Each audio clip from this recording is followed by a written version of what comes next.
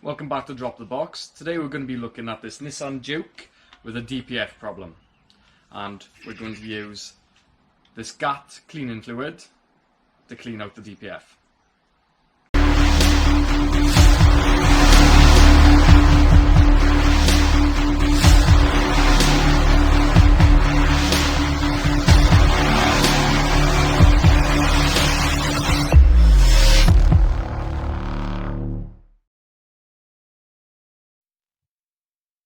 So the first thing we're going to do is we're going to connect our diagnostic scanner to the car, and we are going to do a full system scan.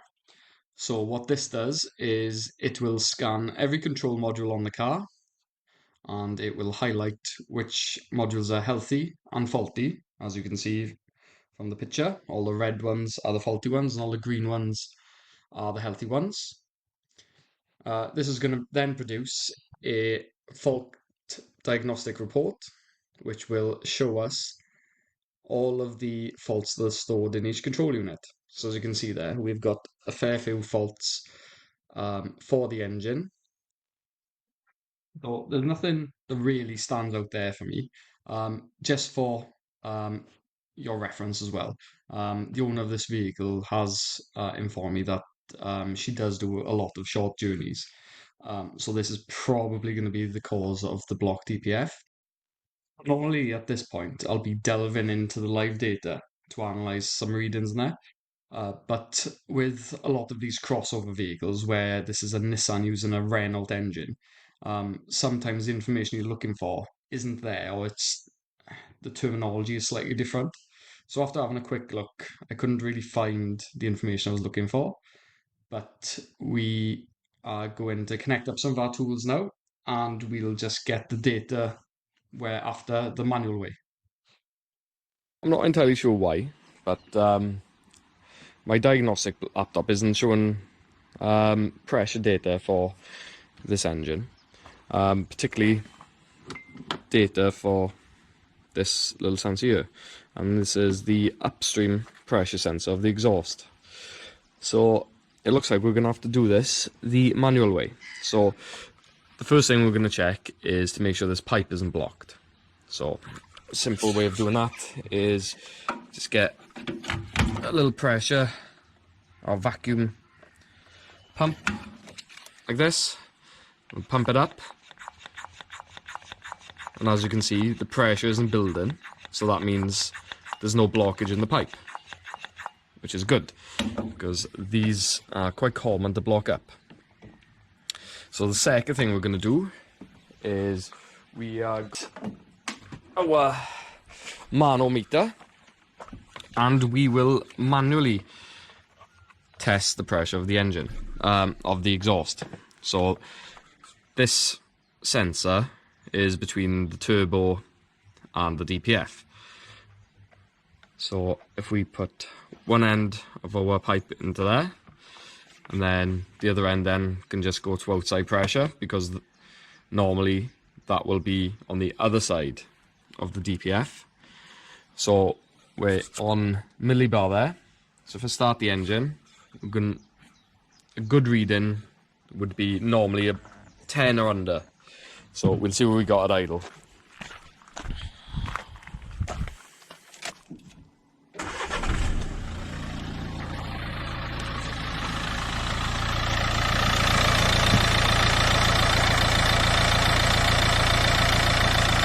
So as you can see there, with the engine running at idle, that's 100 millibar. So that is one block DPF.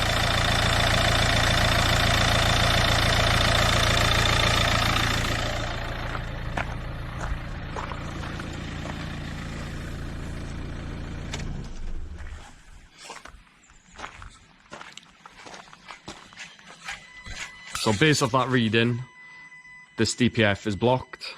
We need to carry out a bit of a clean. So the cleaning fluid we're going to use today is this cleaning fluid from GAT DPF cleaner, and we've also got the GAT DPF cleaning gun. So the way this works is you just do a 50-50 mix, fill this halfway up with distilled water and then the rest then with the DPF cleaner and just spray it into the exhaust. We use this applicator is getting just before the DPF, so in this case we're just going to use this upstream pressure sensor just for access, and then with the engine off just spray a little bit of the fluid in sort of 5-second bursts.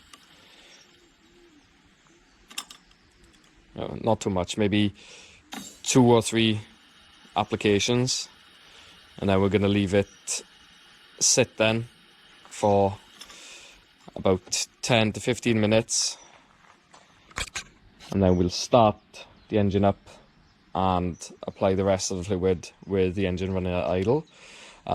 Normally we'd also monitor the pressure as it's dropping, but because we're using the manometer through this connection, we're just gonna have to sort of play it by ear and maybe test it at a couple of intervals just to see the pressure dropping.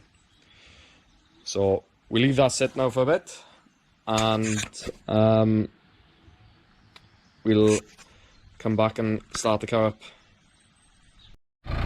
So now that the fluid has been sitting in the DPF for about 15 minutes, we've started the engine on idle, and now we can put the rest of the fluid in. Again, do it in sort of 5-second bursts. So sort of 5 on and then 5 off.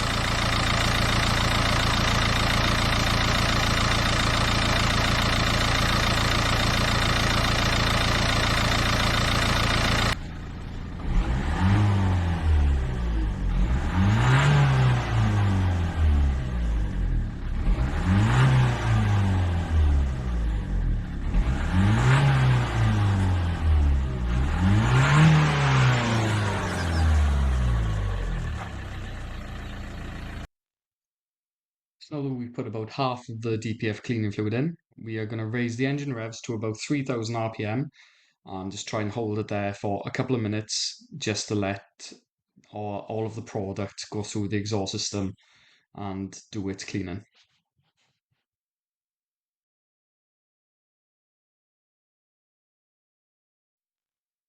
Before we put the rest of the fluid in, we'll just reconnect the manometer back up to the pipe just to check the progress. So the engine is idling at the moment, and we'll just plug this back in just to see if the pressure's dropped. So as you can see there, at the halfway point, the pressure's dropped about 40 millibar, which is really good. So we will stick the second half of this fluid into the DPF now, and then we'll come back and view the results. So after a second application of this cleaning fluid, I've actually, while I was waiting for it to set again, I was having a bit of play on the diagnostics tablet again, and I actually found the pressure sensors for the DPF, and they were actually listed under airbag. So that's one for people to note in the future. So what we'll do now is we'll just put everything back together, and I'll jump onto the live data and I'll show you the results of this DPF cleaner. Now with the engine running, we're going to look at the live data in the engine ECU. So we're going to click on airbag, and as you can see, we've got particle filter differential pressure, soot in particle filter, and we've got pressure of upstream turbine. So as you can see there, the differential pressure in the particle filter is 3 millibar, so that is absolutely perfect. And the measured grams of soot in the particle filter is 0. So this DPF is like new. Well, that's it. Hope you've enjoyed the video. If there's any questions, just leave us a comment, and we'll try and get back to you. Or just to mention one more time, if you are looking for a product to help with your business or your garage to clean DPFs, this is a highly recommended product.